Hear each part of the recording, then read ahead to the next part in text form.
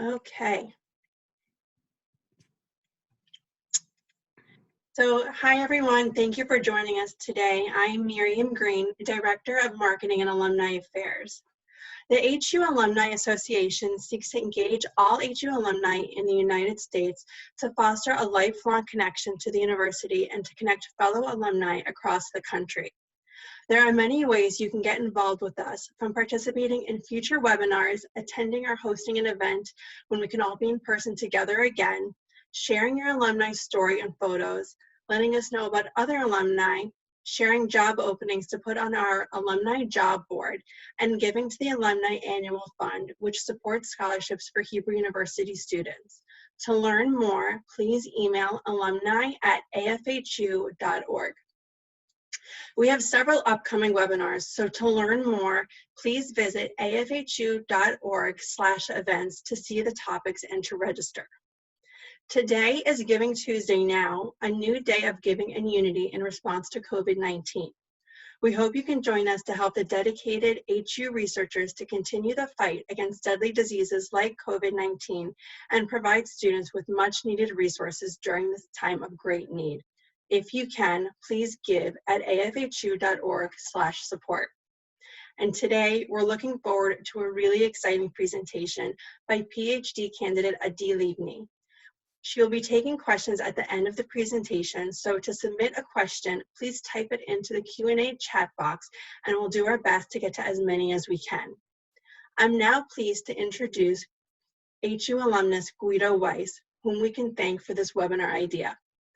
Guido is a Democratic candidate for the U.S. House of Representatives in Florida's 21st Congressional District.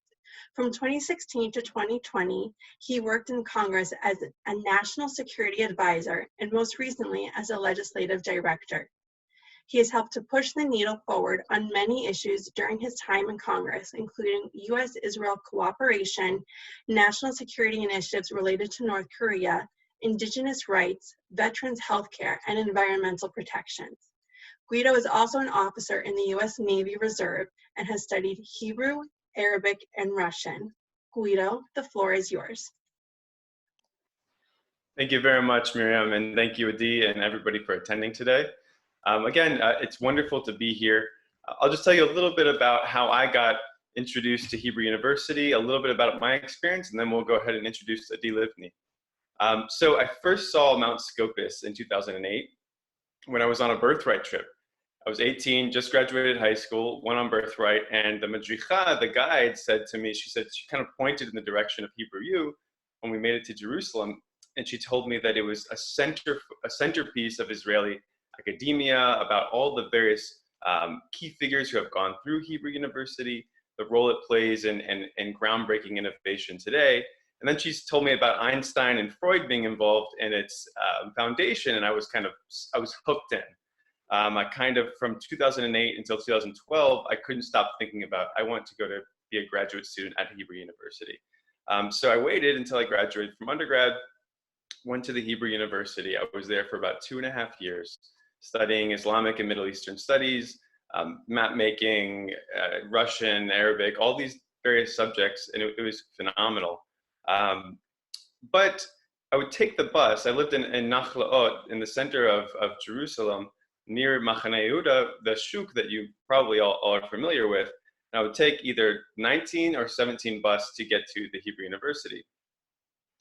And on those buses, you kind of notice you go from West Jerusalem through East Jerusalem to get to Hebrew University. You pass by the Damascus Gate, you pass by Sheikh Jarrah, you pass by some of these different neighborhoods that are a little bit different than West Jerusalem in the shuk in Nachlaot. And I learned in one of my classes on the regional conflict about how Hebrew University, how Mount Scopus is actually an island within, or was an island within Jordanian territory for over, I guess, 2 decades plus. And that was fascinating to me. I learned a lot more about how Hebrew University has its own history that's a little bit different from some of the other areas within Israel. So in Hebrew U, my favorite part on the campus is the Truman Institute. And you go to the top of the Truman Institute and you can see Jordan, the West Bank, and Israel all at the same time. And this really gets the kind of points out how Hebrew University is an island, how it has its own history of its own. And I'm going to let Adi get a little bit more into that. But again, my experience at the Hebrew University was phenomenal. Getting to experience how Hebrew University was involved in Israel's political history and now is going into incredible innovation on a day-to-day basis has just been the experience of a lifetime. So I'm going to introduce Adi. I'm happy to answer any questions about my experience at the Hebrew University at some point during this lecture or afterwards. So very excited to have Adi Livny today. So Adi Livny is a PhD candidate at the Department of Jewish History and Contemporary Jewry at the Mandel School for Advanced Studies at the Hebrew University, Advanced Studies in Humanities.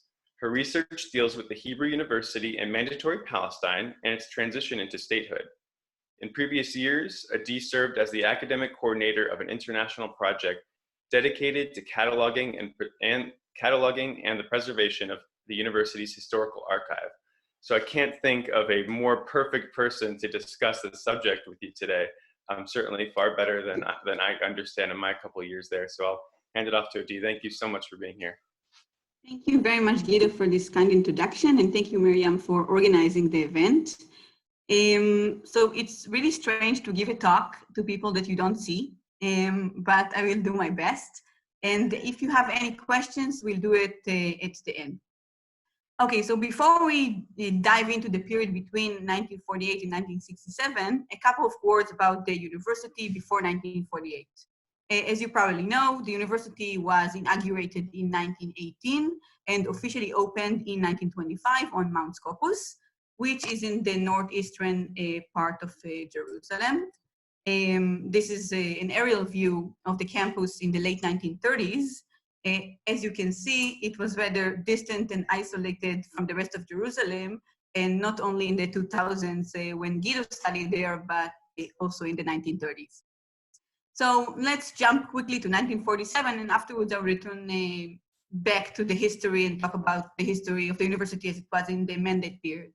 But 1947, the university was very quickly affected by the violent clashes that broke following the UN Declaration on the Partition of Palestine in November 1947. And already in 48, at the beginning of 48, access to Mount Scopus was increasingly interrupted by shootings from the neighboring Sheikh Jarrah neighborhood. Nonetheless, studies continued pretty much as usual until April 1948, when the university had to cease all its activities due to a terrible tragedy, which you probably heard of, or some of you. On April 13, 1948, 78 passengers, mostly workers of Hadassah and the university, were murdered in a lethal attack on a convoy making its way to Mount Scopus. So from then on, classes continued for some time in various locations in Jerusalem, including professors' houses in Rehavia. Eventually, the university decided to cancel the 1947-1980 academic year, among other things because many of the students were enlisted to the Haganah and then to the IDF. So what students are experiencing today is pretty much, is not so bad in comparison to the students in 1948, which had to give up a whole year or more.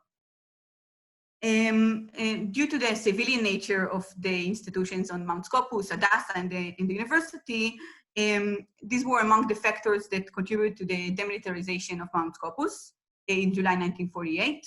After some negotiations between Israel and Jordan, the territory became a demilitarized zone and was placed under UN protection. In the next, as you can see here, in the next 19 years, the university did not have access to its campus. The only people who were allowed on the mount were a part of a small police force, which went up there in convoys, escorted by the UN. And this is the Mandelbaum Gate, which was the crossing point between West and East Jerusalem. And this is also where the convoys to Mount Scopus passed through. It is important to note that the small police force that I mentioned were not really police, but actually soldiers, members of a special IDF unit, who quite often managed to smuggle weapons and other equipment to the mount. So what does the loss of the campus mean for the university? So the departure from Mount Scopus, it is important to note, did not only mean the loss of the physical space, the buildings, it also meant for the university doing without its property, such as labs, scientific equipment, and of course, its library. What did the university do in such a situation? So some of the equipment and books were smuggled down to the city center in those convoys that I mentioned before. Some were regained gradually as a result of negotiations with the Jordanians and the UN. And as for the library, the university was very fortunate to receive at the same time thousands of books arriving from Europe as a part of an endeavor to salvage what was called the treasures of the diaspora. In the dry legal jargon, these were books which were considered heirless Jewish property. In fact, they belonged to communities that perished during the Holocaust. And following agreement between the allies, they were distributed between Jewish communities, mainly in Israel and the US. As you can see here on the left, this is a train arriving in Jerusalem with a shipment of books in August 1949. And on the right, books being unpacked in the temporary site of the library in the Terra Santa College. So these shipments at least partially replaced what the university lost, its original library, which remained in Mount Scopus, and was guarded in the meantime by soldiers in the empty campus. You can see the empty campus. It was captured by the photographer Micha Bar'am, who spent a whole month in 1958 in the Mount Scopus enclave, and he has this beautiful series of pictures from the enclave. You can Google it and you'll find some of them online. The university, as I said, did manage to solve at least partially, the problem of equipment and library, but where did the classes take place? In the first few years, academic activities were scattered all over the Jerusalem city center, including monasteries such as the Ratisbon Monastery in Rehavia. The most notable location, of course, was the Terra Santa building, also in Rehavia, which is really close to the Prime Minister's house, which was leased to the university by the Franciscan order. Terra Santa enjoys a somewhat romantic image, perhaps due to the way it was depicted by Amos Oz's novel Michael Sheli, My Michael. As you perhaps recall, the novel's two main characters, Michael, who studies geology, and Hannah, who studies Hebrew Lit, meet on the steps of Terra Santa.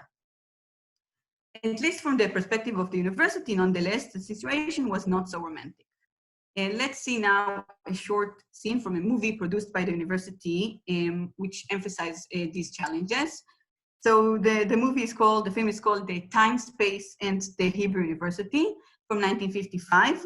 And it was made mainly for fundraising purposes. Tell me if it works.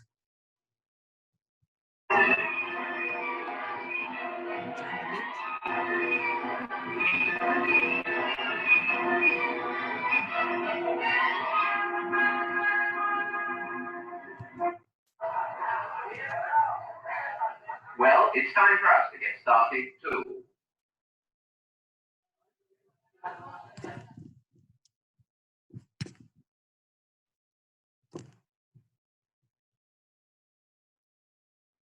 There really isn't much space here, but I think you'll be able to see everything.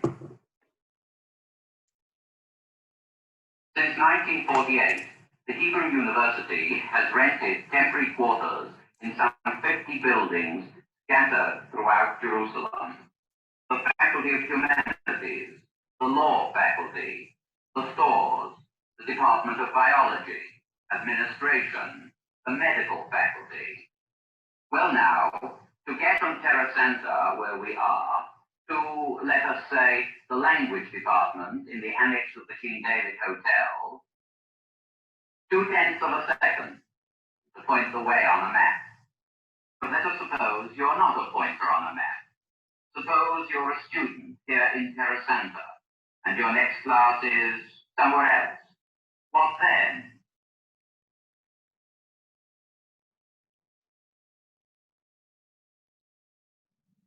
איך קוראים לך? דרורה רומנוב,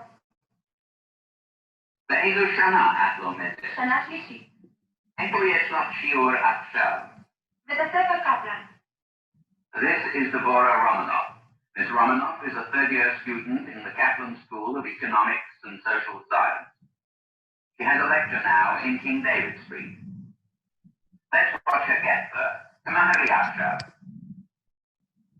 Okay, so I hope you were able to hear. I find this movie rather hilarious, and if you want to see the rest, you can find it on YouTube. So if I summarize it shortly, the speaker explained the problem. The university is scattered along 50 buildings around the city center. And didactically, he sends the young student from Terra Santa to her class in King David Street. I will not continue watching the movie, but as you probably gathered, the point is that the university scatteredness around Jerusalem made it very difficult both for students and faculty. So the university troubles ended, perhaps the campaign was successful, at least in this respect, with the opening of the Givat Ram campus in 1958. Oh, this is the Givat Ram campus. You see the contrast between this modernist look and this old and scattered and narrow view of the city center in Jerusalem. So in the early 1950s, it became clear that the university would not return so soon to Mount Scopus. Consequently, it started seeking for an alternative location, an alternative but permanent location. The question of location was a source of a conflict between the university and the government. Based on the lessons from the fate of Mount Scopus, the university demanded the central, easily accessible campus this time, one that doesn't require the long path of the 19 bus in Jerusalem. For that reason, the university rejected Ben-Gurion's suggestion of Ein Karem for location. Hadassah, on the other hand, did agree to build their new hospital in Ein Karem, where it is located until today. So this is why there's this distinction between, this is why there are two hospitals, Hadassah Ein Karem and Hadassah Har HaTzofim. After Hadassah Har HaTzofim was neglected in 1948 or demilitarized, Hadassah had to build a new hospital in Ein Karem. As for the university, only after negotiations, the university was offered Givat Ram, which previously belonged to the Palestinian village of Sheikh Bader. In those days, it was still an unsettled periphery. Only in 1966 did the Knesset move there, and the Supreme Court, all the government quarter that we know, it developed only gradually. So the Supreme Court was only opened in 1992, I think. So when the university moved there in 1958, it was still rather peripheral, but it was nonetheless closer to the city center than the location of Ein Karem, which was suggested before. So as I said, the new campus was inaugurated in 1958. It was built in the finest modernist style of the time by the architects Richard Klarwein, Heinz Rau, and Richard Kaufmann. Except for the faculties of medicine and agriculture, all the remaining faculties were placed in Givat Ram, including the humanities, the social sciences, and law. In the late 1970s and 80s, all these faculties returned to Mount Scopus, and Givat Ram remained the campus of the sciences as we know it today. If we return to Amos Oz's romantic depiction of Jerusalem in Michael Sheli, here too was a gap between reality and the image. In some respects, Jerusalem was indeed the place to be in if you were a student. In the spirit of nation building, the Hebrew University was where the entire Israeli public sector was trained. It was where the future government officials, economists, journalists, and politicians met in the Atara Cafe. After the establishment of the state, the Knesset and the government ministries were relocated to Jerusalem. This is on the one hand. On the other hand, Jerusalem, which was divided and small, was not much bigger than the triangle making the streets of King David, Ben Yehuda, and Jaffa Street. As we remember, Jerusalem eastern neighborhoods were in Jordanian hands. And neighborhoods along the city line, a 7-kilometer segment that made the border between West and East Jerusalem. You can see here it's like the black line. So neighborhoods along the city line were considered dangerous and became poor and neglected. These include Mea Shearim, Musrara, and even today's prestigious Yamin Moshe. So this is Mount Scopus, and Guido was not laughing when he talked about the disconnectedness of Mount Scopus. It was demilitarized, as well as Armon HaNatziv. The old city was, of course, belonged to the Jordanian part.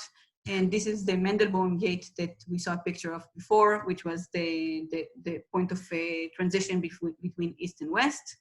And this is the Givat Ram, in the Knesset, which moved there in 1966. So we see it's pretty much in the West. So culturally too, Jerusalem was believed to have little to offer in comparison to Tel Aviv. And not so different from today, students came to study for 3 years and almost always went back as soon as they graduated.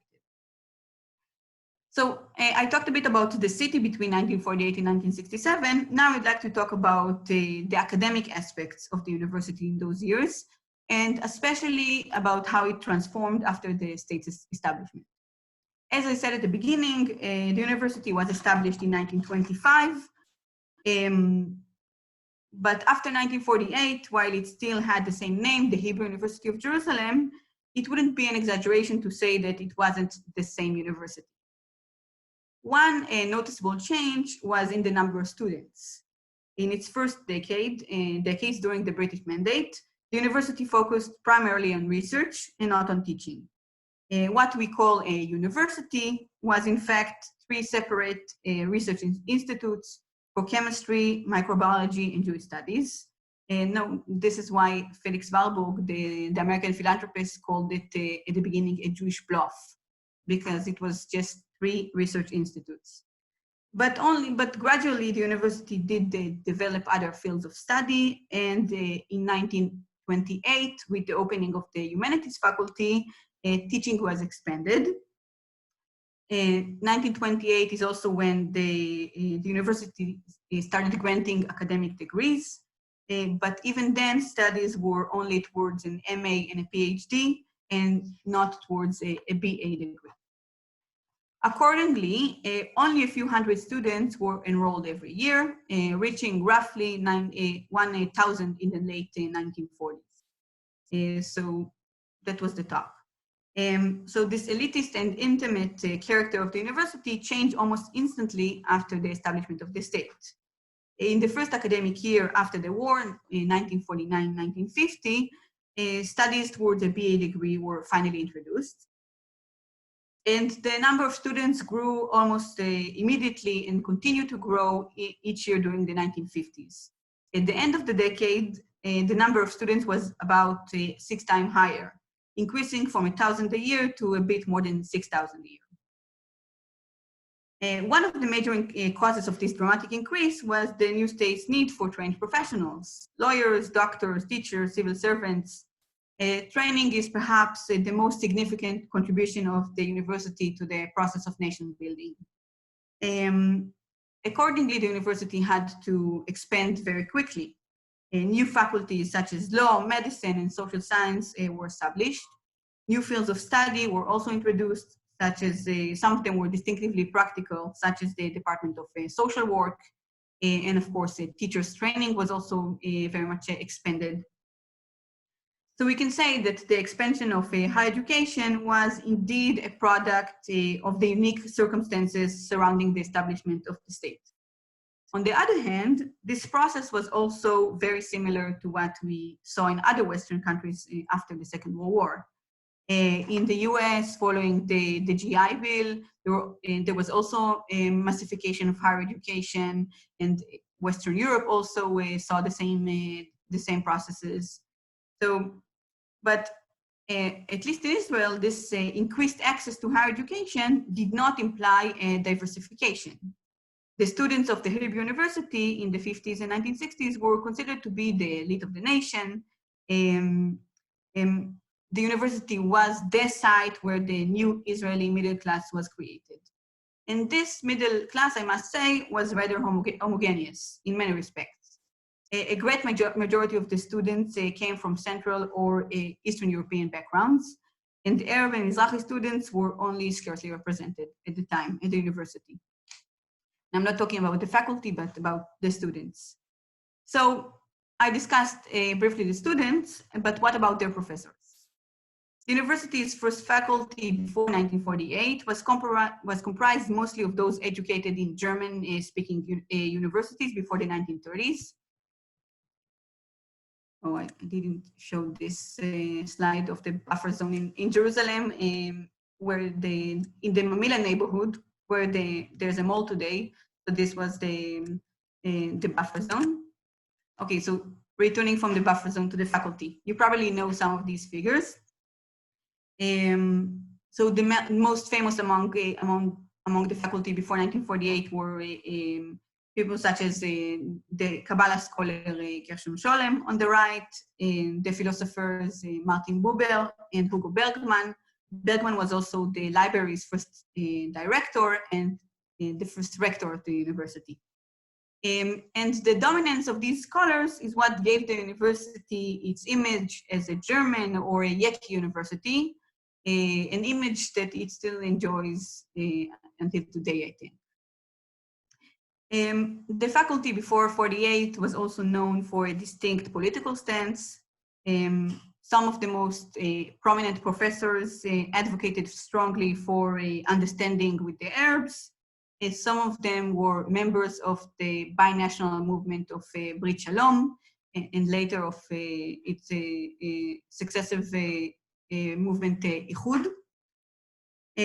Both of them supported binationalism and opposed to some degree the establishment of a Jewish state. So their politics then helped shape the university's image as an ivory tower, distant from most of the Jewish society in Palestine. So Mount Scopus was not only physically distant, but also culturally and academically and socially, politically. After in 1948, as more and more Sabra students came to the university, and there was a distinct cultural and generational gap between faculty and students. It was not only about politics, but of course about the relations between immigrants and non-immigrants, as you perhaps you could have distinguished it in the film that I showed before. The speaker has a very strong accent, and in comparison, there's this Sabra student, and the distance between them is quite distinguishable.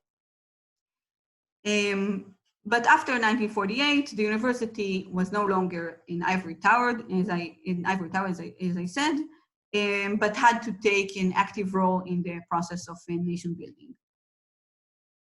And in the 1950s and 60s, the faculty too changed. The immigrant scholars of the founders' generation were gradually giving up their positions in favor of younger faculty members, many of whom were trained at the Hebrew University. So this talk is dedicated to the period until 1967. I will give you a spoiler. During the Six-Day War, Israel conquered East Jerusalem and also Mount Scopus. And in the aftermath of the war, a whole new chapter for the university started, and it returned to Mount Scopus during the 70s and early 80s. But let's forget about the war for a minute and return to the 60s, which is the period we're dealing with. So as you know, the 60s was characterized by student protest movements around the Western world. In the US, students protested against the Vietnam War, and there were also other protest movements in Western Europe, most notably in France and in Germany. It is thus tempting to ask whether Israel experienced anything similar. Might the 60s have arrived to Israel if not for the 1967 war? I'm also interested in your answers to this question. But I think that the answer, perhaps disappointedly, would be no. The 60s would not have arrived to Israel if it weren't for the 1967 war. But this is not to say that the Israeli student was not political at all. Nonetheless, in the young Israeli society, except for in the very margins, being political did not mean belonging to a counterculture. There were, of course, radical groups such as the Marxist Matzpen movement, which was established in 1962, but by no means was it a mass movement. And you can say that most of the student elite, which we said took later governmental positions, were closer to the ruling party of Mapai. And so in general, it could be said that the university between 1948 and the late 60s was not the site of Protestant dissent as it was in other places, perhaps. However, this is not to say that the campus of Givat Ram did not witness any demonstrations. There were issues that you could count on for sending students onto the streets. One of them was Israel's controversial relationship with Germany. One very dramatic demonstration, which I will end this talk with, took place on the occasion of Adenauer's visit to Israel today, precisely 54 years ago, on May 5th, 1966. On his visit to the university in Givat Ram, students from right and left joined forces to protest against his visit and against the relations with Germany in general. Israel and Germany only had the formal relations, they only established formal relations in the year before, 1965. So the event, the demonstration in Givat Ram, escalated very quickly, and to such an extent that many policemen and students found themselves after in the hospital. The police allegedly hit the demonstrators with clubs, and the students allegedly threw stones at the police. And the students, what was very noticeable is that the students shouted insults towards the police, including, for example, "This is not Ashdod," referring to the geographic and perhaps also the ethnic origins of the policemen. And this is how a demonstration against Adenauer in Germany was transformed into something completely different, exposing internal social tensions between what will become known as the first and the second Israel. So this was today 54 years ago. I will end here, and I will be very happy to take questions and perhaps to elaborate on things I didn't talk about during the talk. Great, Adi, thank you so much. So as she mentioned, we're going to be taking questions now. As a reminder, please submit them in the Q&A chat box, and we'll get to as many as we can. I think the first one is, it's an interesting time we're in now. We know things in Israel are starting to open back up a little bit, but given how we've all had to be practicing social distancing, and especially with students at universities now who haven't had the ability to have like a home, to have a campus, do you see kind of a relation between the 1948, 1967 time period in a way and what we've been experiencing over the last 7 weeks or so? Do you want to collect or? For a question for you. Okay, so I was busy with the Q&A. So what's the comparison between today and between what we saw between 1948 and, you mean? So okay. So in the original version of the text, I made a few jokes about it, but I don't think they were so funny. But I will refer to it now. So I think that they, of course, did not have Zoom and distant learning, But I think what is striking is that despite technology, we still experience many of the challenges that they experienced then. For example, like losing the equipment and being far from the labs and the libraries is still something that we didn't manage to overcome with technology. So in many respects, there's not such a striking difference between now and this period. And I would think that in the 60 years that passed, then university would be able to overcome these challenges. But the fact is that universities, which is a community of learning, cannot cannot exist without the physical space. There's still no substitute for the actual equipment. I think this is also things that historians and humanities people say in order to justify their position. But I would say that at least in some subjects, it is difficult to study from distance. Maybe in the humanities it is possible, but not in the hard sciences.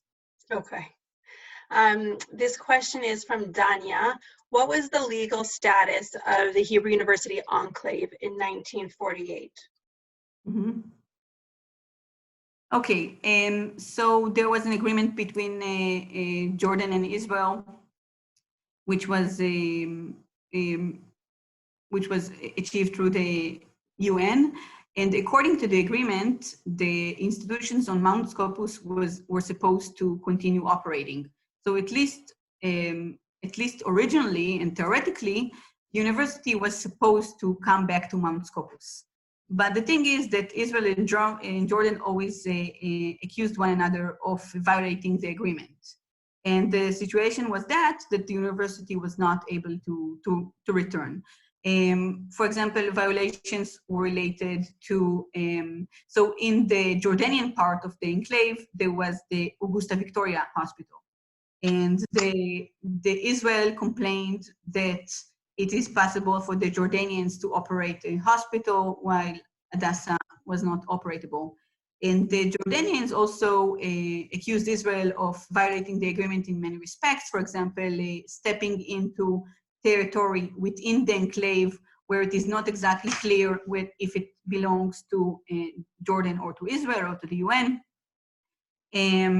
But Jordan also accused Israel of violating agreements in other parts of Jerusalem, not only in the Mount Scopus enclave.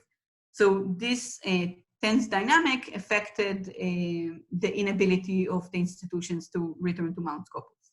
But I would say that at least theoretically, the agreement gave a way for the university to return, but it didn't happen. Okay, so the next question is from Robert, and he wants to know, what was the role of the American Friends Group in the development of Givat Ram and Mount Scopus? Mm-hmm. Okay, so I'm actually just dealing with these subjects regarding I'm writing a chapter about the university between 48 and 67, and the emphasis in many respects on the funding and the relations between the state and the Friends. So the Friends, the American Friends, but not only the American Friends, pretty much funded the whole building of the campus. There was a distinction between the ongoing budget and the development budget. And the ongoing budget was the majority of which was funded by the state. Israel at some point funded more than 60% of the university's budget.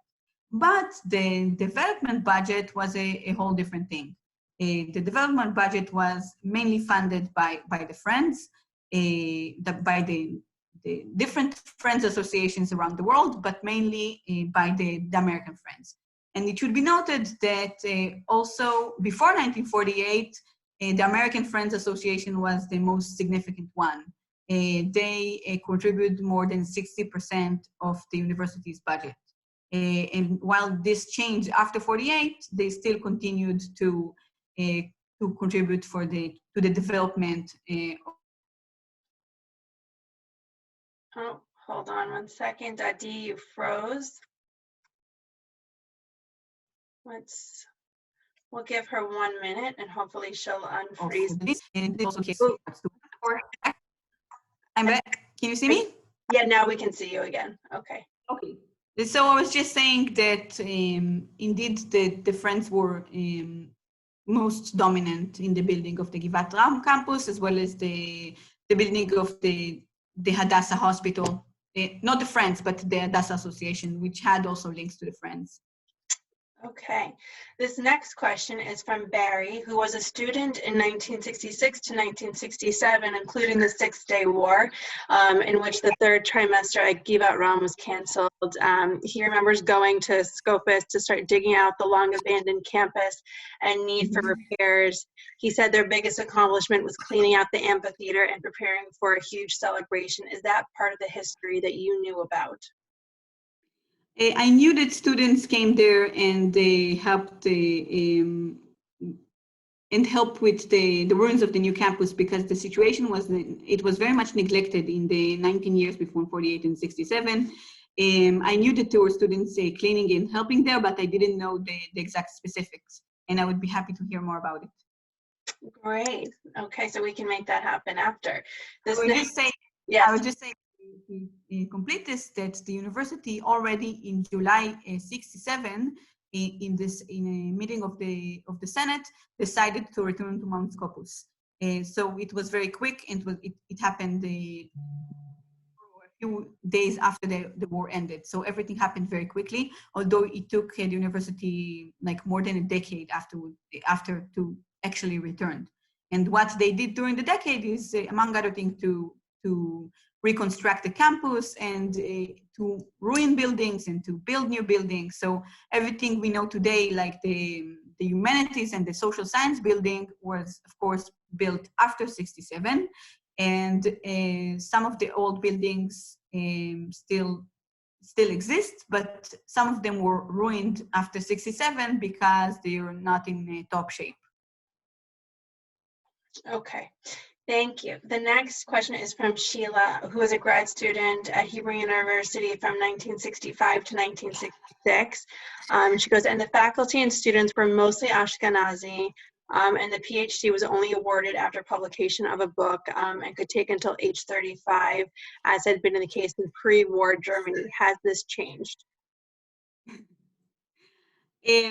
So this thing about granting a PhD only after the publication of books, this is the German system. This is still like that in Germany today. It is not so in Israel. It does take usually longer than in the US, because students also, they do MA, which is usually longer, and it's not a direct continuation. The PhD is not a direct continuation of the MA. So I would say that there are still aspects that are very similar to the German system. And regarding the Ashkenazi faculty and students, this changes gradually. I think there was a statistics a few years ago, I'm not sure when, that there are only 9% Mizrahi professors in the Hebrew U. I think it changed since, but not very significantly. There are, of course, similar complaints regarding Arab faculty, regarding women. So I would say that the Hebrew U still has a long way to go with regards to being more diverse. Okay. So the next question is from Stephen. He's a retired librarian, and when he attended the Hebrew University from 1970 to 1971, he recalls hearing that the convoy to Mount Scopus would retrieve books that were needed at the Givat Ram campus. Do you know the size of the book collection on Mount Scopus, and do you know how researchers knew what titles were on the shelves there? Wow, that's a very specific question. So if I understood, I'm not sure, I didn't hear exactly the question. So he refers to the books that remained on Mount Scopus? So that the convoy to Mount Scopus would retrieve books that were needed at Givat Ram. Yeah, so I don't have the exact numbers. So as I said, there were books that were smuggled. I think that it was not more than a couple of thousands. But in 1958, there was also an agreement between Israel and Jordan regarding the books. And I think that a large portion of the books were retrieved and they were transferred to Givat Ram. But unfortunately, I don't have the exact numbers. Okay. Someone wants to know, are the Givat Ram dorms still in use? The Givat Ram dorm? Yes. Yes, I think it is. I did not study in Givat Ram personally, but of course it's an active campus and all the sciences are there. And I was actually once there, I recall. Yes, so it's still there, still active. Wow, very good. Okay, so I think we are about out of time. I think the one thing we just want to make sure, Adi, is that the date on the slide we're seeing right now, it should be 1966, right? Not 1996. Where? Sorry. On the slide we're seeing right now, because you said it's in 1960. Oh, wow. Yes. Sorry. Of course. 1956. Yes. Yes. No, we just want to make sure. Someone. Yeah. Sorry. 1960. Someone shared that with us. Yeah.